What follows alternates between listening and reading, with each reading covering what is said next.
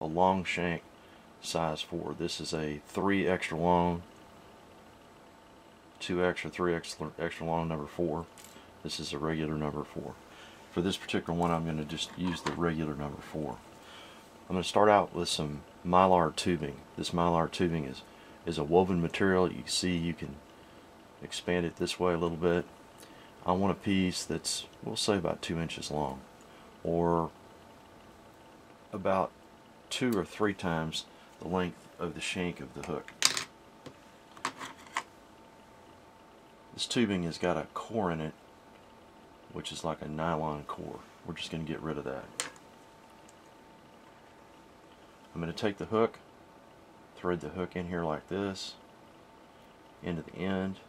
That part's a little bit tricky.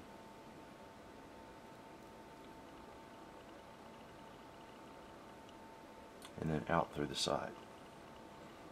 And I'm going to place it in my vise.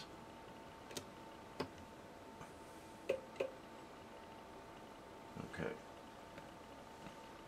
To make it a little bit easier to see, I'm going to use a chartreuse thread. You come right in behind the eye here. You see how this slipped into the eye? Sometimes the eyes of your hooks are not really closed very well, and it doesn't really matter what brand that you buy. Sometimes they're just not closed well right there. So we want to put a bit of a binding right in here to make sure that that eye is closed. Keeps your line, your tippet, once it's tied onto your line, from slipping around and getting into that. Clip that off.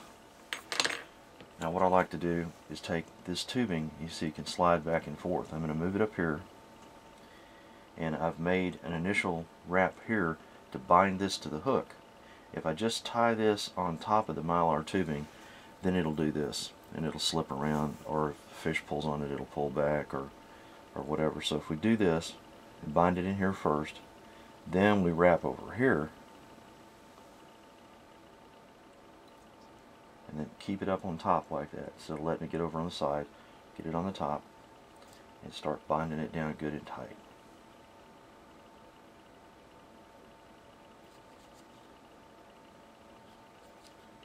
And I'm putting quite a few wraps here. Now I'm going to come in with a head cement, and I want to just put just a drop right in here and saturate those threads. This is going to bind it to the hook and to the mylar so that it's not going to slip, move around on you. Okay.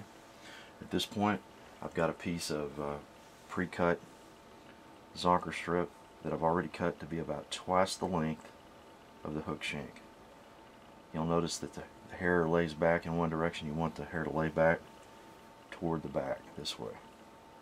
Okay. I'm going to take just the tip of the hide and put it right on top of where we just put that head cement. We're going to make a loose wrap to catch the hide, and another one, just a couple of loose ones, and then straighten it up a little bit, and then cinch it down a little, and then start to bind it in tight.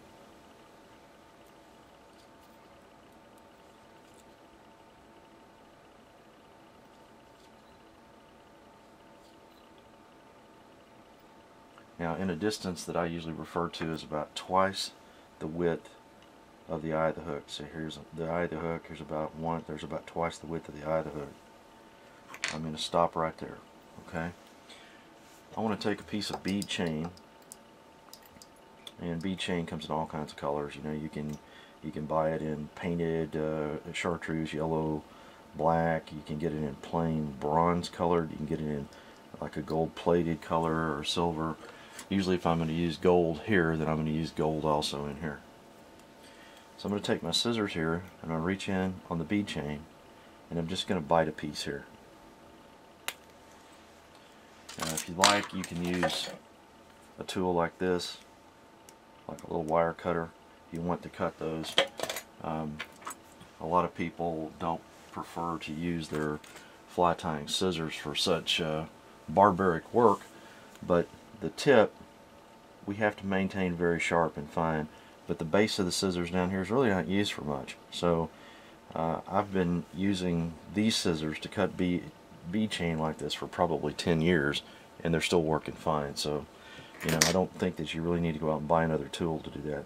Now, if you have some fingernails, you can kind of hold this way, If your nails are cut really short, you can use some bead tweezers that are spring loaded to hold the tip of that bead so that you still have one side of it that's accessible. And you can take it and you can lay it right up like this, reach in and just catch one of the beads with a couple of wraps, and then get your tweezers out of the way.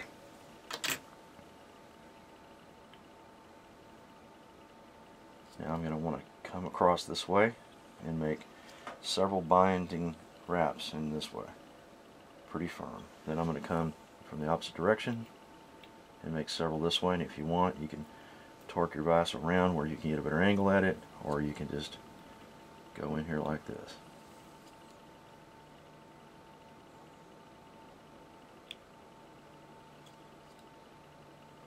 Now we're going to do what we call make figure eights, which is to come around and under and over and around like this. So if you're looking down from the top here, I'm making a figure eight pattern that's going back and forth.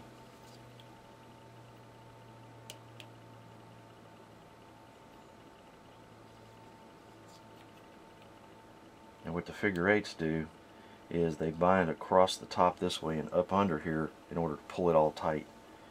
Okay, from here, then I'm going to come around and go underneath the beads on both sides like that, and kind of pull it tight as I go.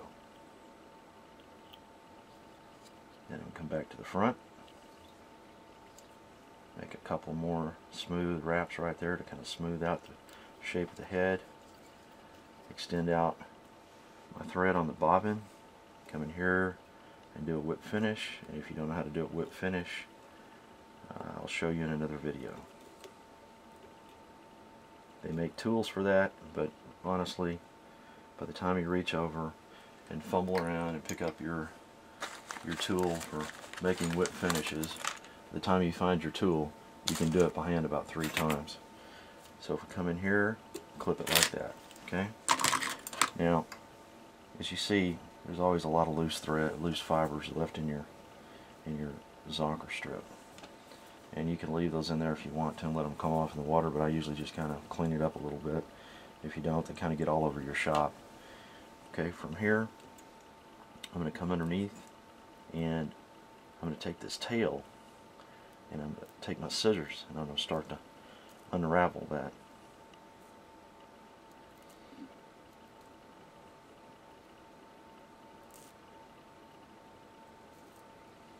Now, it has a bit of a fishtail appearance when you pull it through the water and you strip it through the water and make little short jerks. The tail here, because I'm going to leave it mainly loose, it will flail like this in the water, and this tail will whip around at a little bit slower pace this way, and it creates a tremendous amount of sparkle in the water. This is a really great fly. I call it the Crazytail Zonker. If it was a traditional zonker would be tied either weighted or unweighted on the hook, with possibly using lead wire or non-lead wire, as I have here, to wrap the hook for weight, and then you would apply the zonker strip on top of it. In a separate video, I'll just make a traditional zonker. But this is what I call a Crazytail Zonker. It's a great fly for bass, stripers. If you're going to tie it for stripers, you might want a little bit larger hook of a stainless steel variety, or just the extra long shank hook. I find that a striper has got such a thick lip and jaw area with so much bone in it. If a striper is over 5 or 6 pounds, you really need a long shank hook to get in there and hook them well. Now from here, I usually like to pull the tail forward this way, and underneath here, I'm going to put just a little bit of head cement along the very top of the mylar here, and then I'm going to come back and press it down so that the hide sticks to only the front section like that. That'll kind of come loose in time sometimes, and if it does, then you can always just reapply a little after the fly's dry. So what we want to do is just kind of stick that down, thread it out like that.